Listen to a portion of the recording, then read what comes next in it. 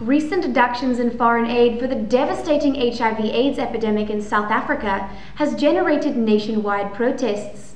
In response to the protests, President Zuma and Health Minister Dr. Aaron Motsoaledi held an emergency meeting this week to discuss the diminishing levels of international aid. The objective was to develop strategies to compensate for the lack of funding by major international AIDS donors, and to become an international key example in fighting the epidemic. Zuma came to us and promised us a better life, better services. He failed us.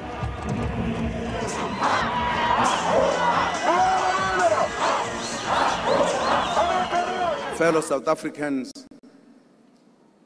as a country, we are ready to play our role of leadership. In this meeting, Zuma reversed the 1999 decision to spend 34 billion rand on weaponry to invest more money in the South African AIDS Fund. Zuma has also decided to sell his 4 VIP squadron jets, 2 vacation homes, and allocate funds from these sales to the prevention, education, and treatment of AIDS.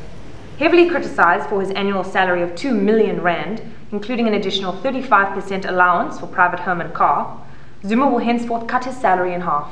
Globally, people are ecstatic about this decision.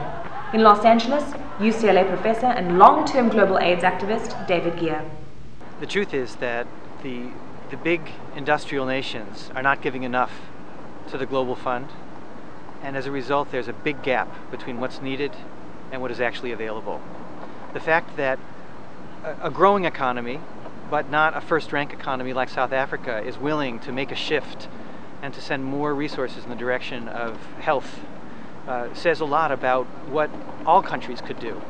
Never before has South Africa seen such a quick and ethical response to its citizens' demands, with President Zuma's current radical change of policy and prioritization of public health.